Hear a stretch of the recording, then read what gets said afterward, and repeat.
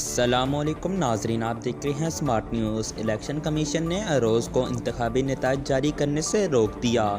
صحافیوں کو دفتر کے قریب آنے سے بھی روک دیا گیا ہے۔ صحافیوں کو اروز دفتر کے قریب بھی نہیں آنے دیا جا رہا۔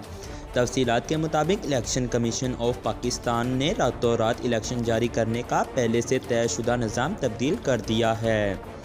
میڈیا رپورٹس کے مطابق لاہور، کراچی، اسلام آباد اور دیگر شہروں کے الیکشن نتائج کا اجرا روک گیا۔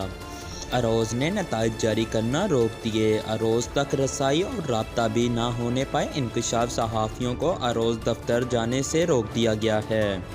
جیو نیوز کے مطابق اروز کی جانب سے بتایا جا رہا ہے کہ اب تمام حلفوں کے نتائج الیکشن کمیشن ہی جاری کرے گا، اس لیے صحافی جانیں اور الیکشن کمیشن۔ جبکہ دوسری جانب ترجمان تحریک انصاف رؤف حسن کے مطابق پی ٹی آئی کے حمایت یافتہ امیدواروں نے 132 نشستوں پر بڑھتی حاصل کر لی ہے۔